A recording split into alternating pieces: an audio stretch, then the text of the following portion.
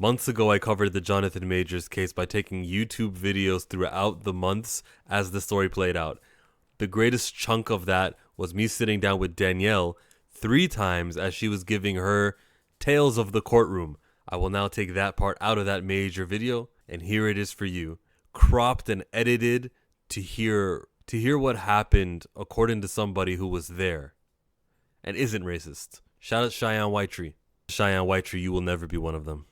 I'm Danielle Atherton Bonner. From my prior life, I was a litigation paralegal. I got my education from the George Washington University in Washington, D.C. Because I love law so much and I am a Jonathan Majors fan, I decided to sit in on the trial. She says she grabbed the phone with 2 hands, turned her back to him facing her door, and was basically strong arming the phone, Kung Fu grip style. And he was trying to pry it from her hands. Those were her words. He was trying to pry the phone from my hands. He was not successful. So then she goes into trying to claim that he bent her arm back, da da da da da da. She says she hit him. She hit him? Yes, she did. You know, when you snatch something, that can border on assault if you hurt somebody's hand in the process. I'm pretty Right? sure. I'm pretty sure he was hurt. I mean, I saw some damning evidence that Didn't he shows have that he didn't a make it scratch? out of that. Hmm? He had a scratch on his arm right above his hand. Oh, I know. And he had Right. a, So a that's probably when she snatched his phone. well, clearly, yeah, he's the one who didn't come out of this unscathed. She denied scratching him, but admitted to hitting his arm. Then he ordered the car to stop. He ordered the driver to stop the car.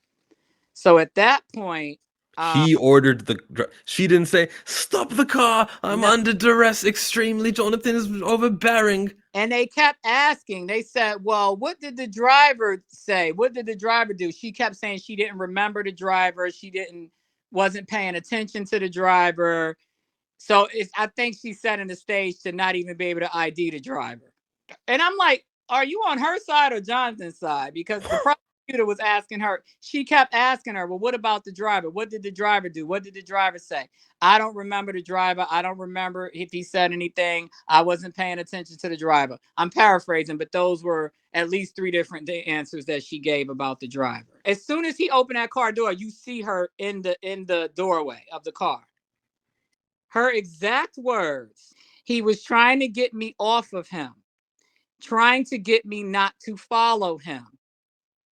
But in the same breath, tries to say that he was pushing her. She didn't say that. That's what the prosecution is trying to say. That he was pushing her in the car, threw her like a football. She never once said that. I don't know if she was there for the opening statements because they weren't on the same page with that. He was trying to get me off of him, trying to get me not to follow him. So he like kind of took her shoulders with his 2 hands and sat her back down in the seat. That was the first time he tried to get her to stay in the car. Then she jumped back up again. Okay. Then you see him kind of trying to push her back down into the seat, not shoving her, not pushing her head down. He's kind of like back off, like that kind of thing. She pops back up again. He does it again. She pops back up again, and then he just hauls ass. Then the next frame, you see them running through a parking lot. The Both next of them. frame, you see them running. It's like different scenes of where they ran. By the time she got tired and stopped, was right before she got to the building on Lafayette Street where she ran into those 3 people and started with oh, do you know Jonathan Majors and da da da da da, and he has my purse and he texted another woman, and then you hear the girl say, oh, it's fair game, girly. She testifies that she was scared of him at that point where she's talking to these people. She testified that she was afraid of him. But then he walks past and you approach him and then continue chasing him. That's the thing, right? But she's afraid of him at this point. Not only does she continue following him, but guess what? They end up back in the Escalade. And they ask, well, why didn't you just go home? Why would you get back in the car? Did you not feel any of the injuries that you sustained? She kept saying, all I was focused on was finding out who he was texting.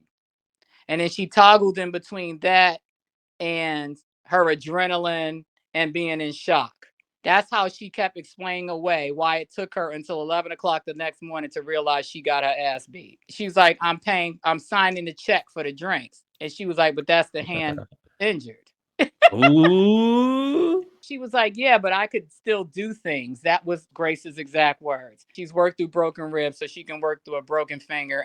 And she admitted to drinking a lot of champagne and tequila shots. Yesterday, even the defense said that video that was presented today was truncated. They did not show her dancing. They did not show her in the DJ booth. They did not show how much she was drinking. They just showed her writing the check. Look, I was trying not to stare them down, but as they were walking in, I got a better look at one of the other jurors that I thought was Caucasian. She is a female. She is probably Hispanic-ish or somewhere ethnic. Let's just put it that way. So that takes us down to just one white female, one Hispanic appearing male, 2 Asian men, 1 black woman. Just so that when we get to jury deliberation time, you have more, perspective of who's deliberating. I appreciated Priya's strategy because she was rapid fire throwing things at her, and 90% of it got objected and sustained. And one of the things that she put out there that we heard was that the DA decided not to prosecute Grace because she agreed to participate as a witness. And that's something that's done all the time. Okay, you won't be prosecuted, you won't be charged if you cooperate. And that's highly likely because at the end of the day, assault is assault. So why is he getting prosecuted and she's not? I'll take black for 500, Alex. Well, we already know the real why. I think that when she got that breakup text on her way home from the club, she knew it was a wrap. And so now you're going to spend from 2 a.m. until 11:07 when you sent that last text to Holly, figuring out how to destroy this man. But Holly, the same thing. The majority of her testimony had to be objected to because she kept elaborating on things instead of just answering yes or no. So my theory is that since they knew that the driver, they knew they were going to do this tactic where they say, hey, listen, we need an Urdu translator to help with this. And it just happens to be Friday. We're not going to have enough time to get another translator. So let's just sit on the whole weekend without that driver's testimony. Let's have 2 days, 48 hours of you not listening to the actual chauffeur driver who was the only witness there when this alleged assault took place. When this happened, that guy who's about to say Jonathan did nothing, he didn't even raise his finger, he calls her a psycho girl. That guy needs to not be in your memory banks for as long as possible. So that's why both Haley and Steph were giving their long answers because they knew that was the game plan always. Oh, definitely. Because the thing is, you've known about this guy since at least March. So you didn't know he needed an Urdu translator. And he didn't need an Urdu translator. He could communicate perfectly fine. Yeah. If you know the word for punch, if you know the word for left turn, if you you're good. He called her psycho girl. You got a grasp of the English language. He knows English, right, to use that kind of slang. They brought him in right after recess before they brought the jury back in. And they were like, well, let's just put him on a stand just to let him know that we're going to have to get him a translator. But what I found weird, and this is why what you're saying seems to be ringing true, is because they already knew they weren't going to let him testify, because every witness that came up on that stand, Judge Gaffey said, when I say object, I'm paraphrasing, when I say object, stop talking. When I say overruled, you keep talking. When I say sustained, you stop talking. I'm paraphrasing, but that's pretty much. That's how Judge Gaffey treated everyone. That's how he treated That's how he treated everyone that came on the stand. This guy, do you know what objection means? Do you know what it means when I say sustained? It was literally a vocabulary quiz, like as if you're in, ELA class and they're quizzing you on vocabulary. If you're talking and then ADA Kelly Galloway over there says objection, you're going to stop because she said objection. That's not that difficult to understand. Right, and he could have literally done the same thing with this guy. Also having the translator, doesn't that mean that they'll ask questions to the translator, he'll answer in Urdu, and then they'll translate it back? It's not going to hit hard. Sure. It's really important to me that he says she took his phone. He did not hurt her, and I want that in English. And then they can do both, but just definitely give it to me in English for the jury to understand. And then that should be the case. When he would not answer her text messages, she said, "Goodbye, Jonathan." He responded back, "Did you leave the keys? Goodbye, Grace." That was the finality of their relationship. That's when she knew it was officially done. When she was rapid fire questioning her, She asked her about those texts. A lot of it was objected to, of course. But again, we heard it. She was asking her about the timeline because she kept pressing on, okay, you got home at this time, you were found at this time, but then all these WhatsApp messages are showing all these phone calls that were taking place all the way up until 13 minutes before Jonathan came home. She kept driving at her about, so you did not hear Jonathan come in the house. You did not hear Jonathan knocking on the bathroom door. You did not notice that Jonathan checked your pulse, touched you, tried to wake you up. She says she didn't notice any of that. But you were on the phone 13 minutes ago. Yeah. Did they ask Hallie about the text? I'm feeling I had to get scrappy. Did they ask her what that meant? No. That and they had, and the thing is, I think Holly was a perfect witness because she clearly did not want to be there. She made it clear that she ignored most of the phone calls. So she said the first call happened at midday London time. She said I'm quoting, on and off the phone to Gracie for hours and hours and hours, multiple hours. When asked, she said she never observed Gracie like that before, crying, upset. If this is your first time hearing her act like that, then that would say that she never had any issues with Jonathan that required her to act like she was acting, right? True. She said there never came a time when Grace stopped responding to her texts and calls. So, weren't you unconscious? Mm-hmm. Right? So what was she doing? I think he's knocking on the door. The defense objection was sustained, but we heard Holly say, it took me a very long time to persuade her, and then they objected. But it was to persuade her to leave because she had said it earlier. Okay. So that plays into the fact that you're scared, you're locking doors, hiding in the closet.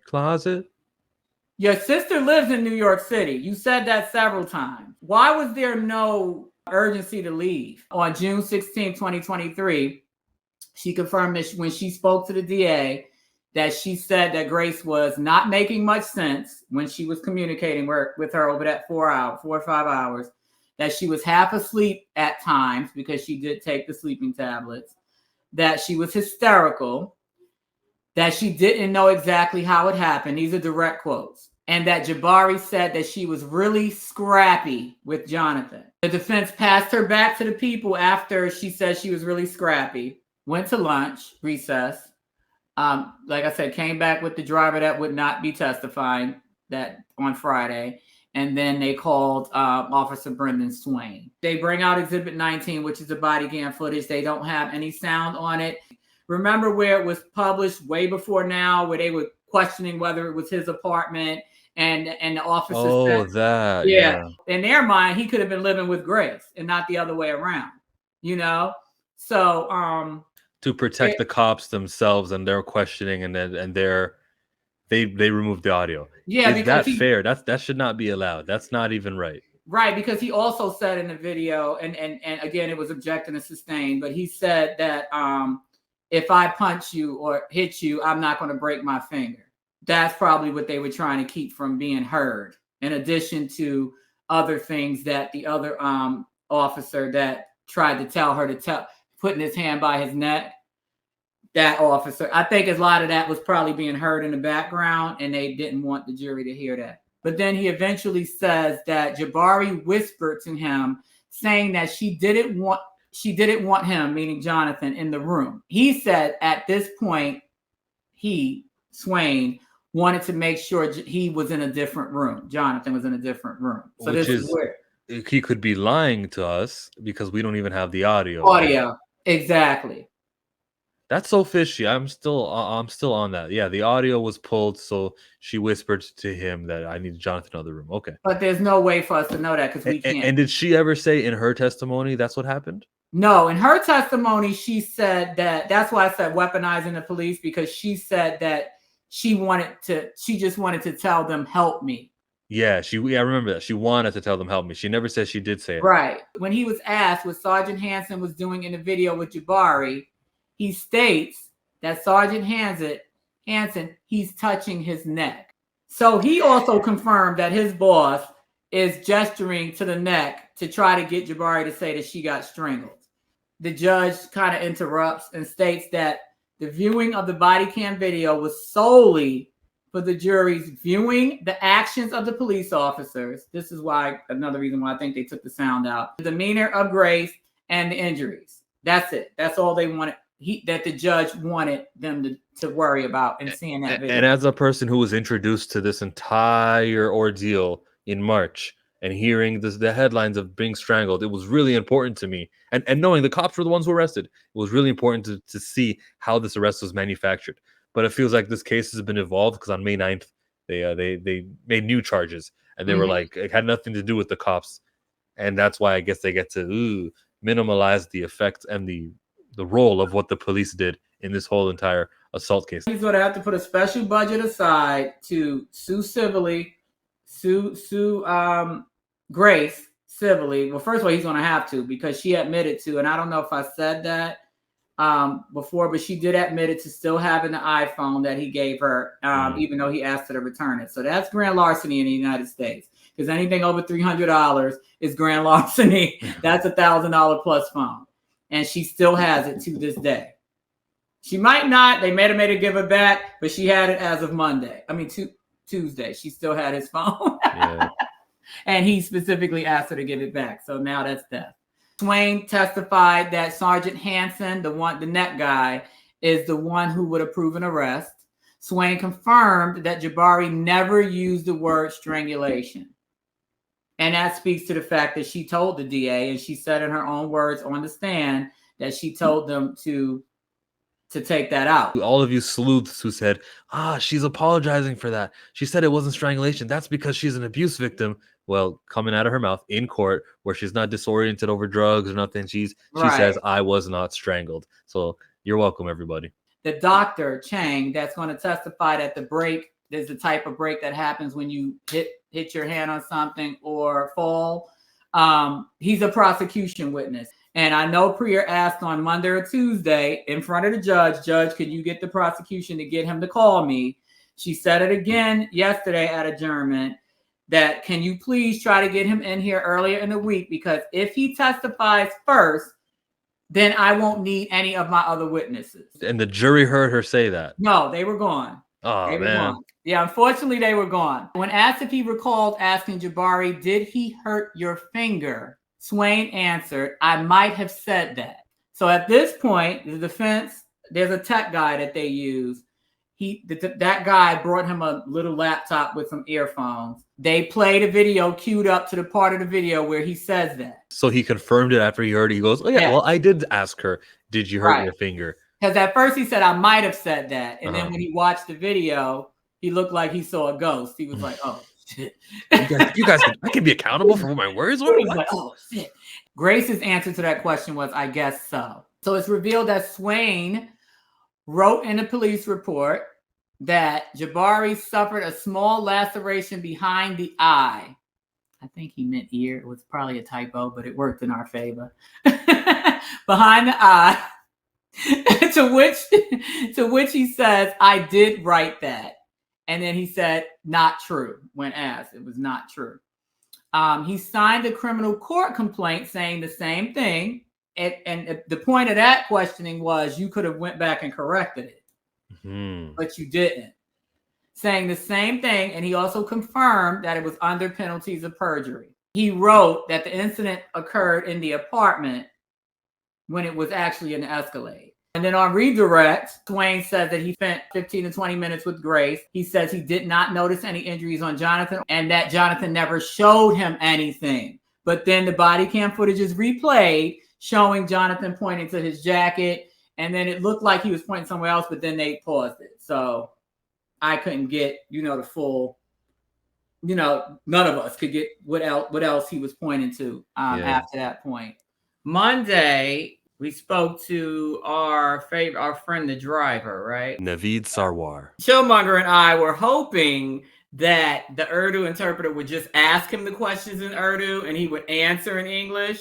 But I came to find out before the jury was even let in on Monday morning, they were discussing between the defense and the prosecution. It was an issue that There was a Brady disclosure that they only got that morning at 9:07, saying that they met with the Urdu translator on Sunday with the driver.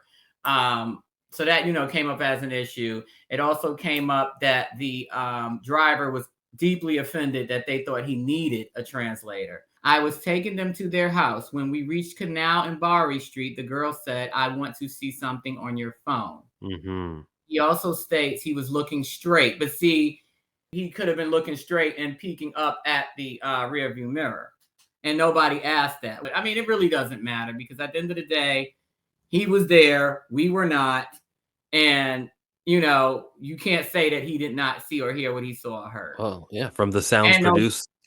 Right, from the sounds produced, and there was there was a camera in the car, but it was not working. I don't believe that for a second. I think Black Lane has high-profile clientele that need to know that when they ride in that service, they will not have their ongoings appear in court. Exactly, because Sarah says, "I was looking straight." The boy said there was nothing, but the girl was insisting.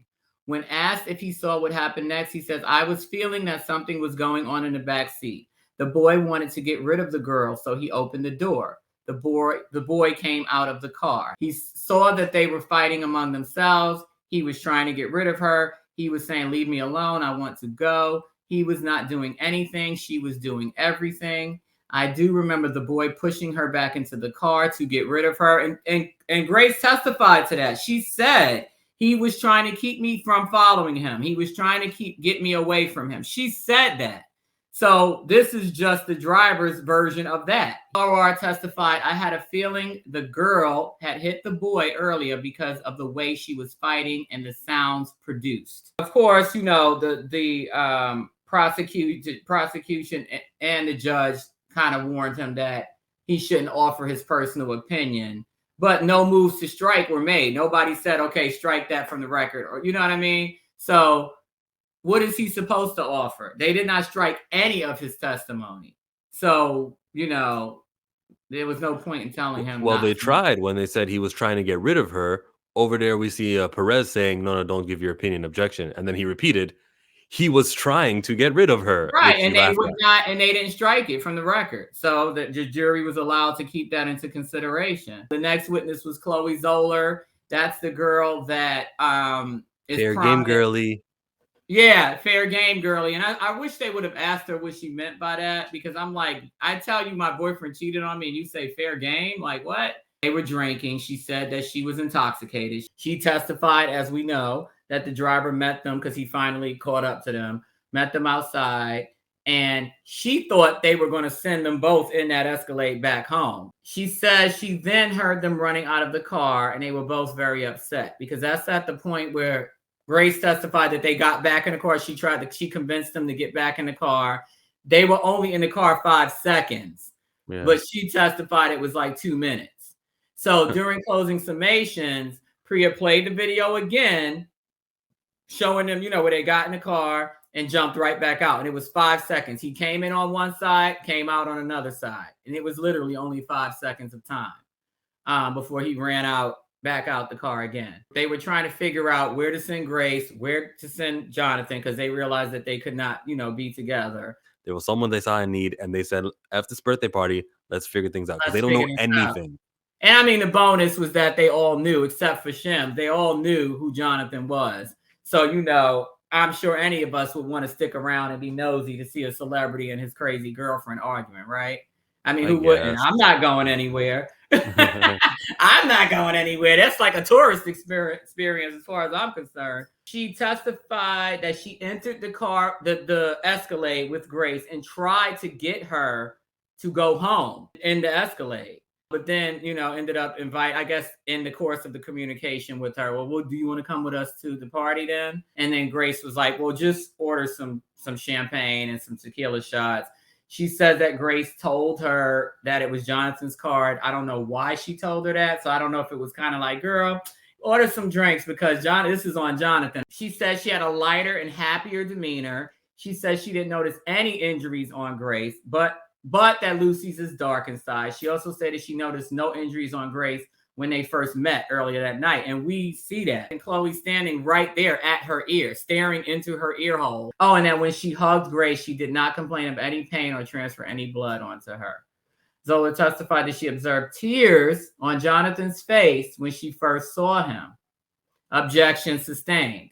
But she said it. She testifies that she did not see everything that Grace did that night and that she did not recall if Grace indicated any pain while she was holding Chloe's hand. Her hand wasn't injured. There's a picture that clearly shows that her hand was not injured at Lucy's.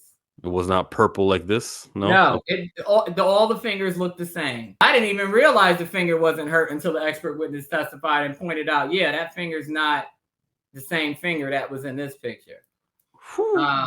Right. So the video is playing of Zola didn't remember Grace stumbling into the wall, so they played a video, show her stumbling. Oh, Chloe Zola was in the video, observed it in the video, but because she was so intoxicated, she couldn't recall it. Right. And she's in that surveillance with her because she's walking her out the door. Great witness, everybody. Right.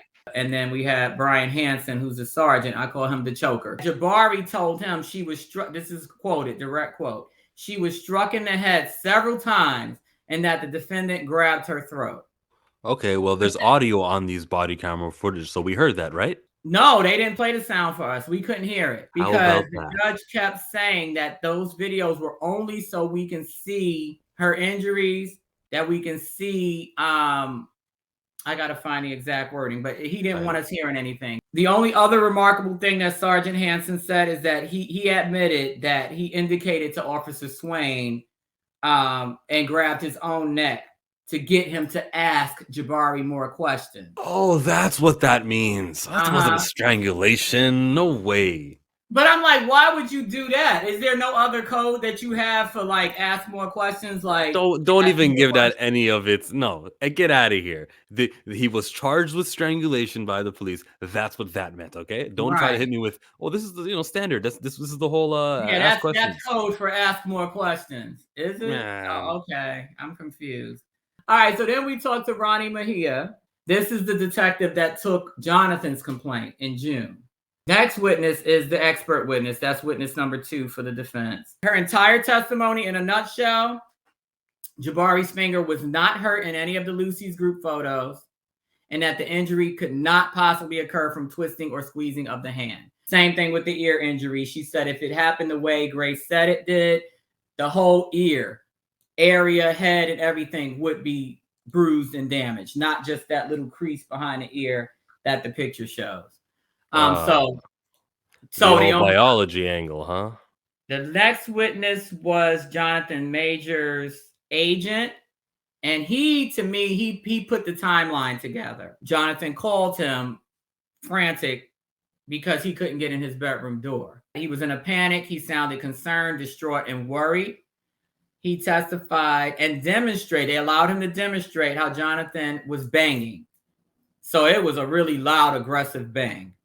He said he did it at least 70 to 80 times before Jonathan called 911. So he called him at 10:45.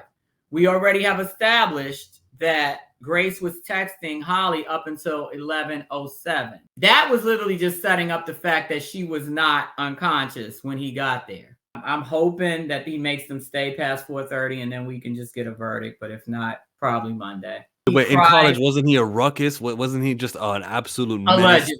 Allegedly. And what happened to all those ex-girlfriends that were supposed to testify?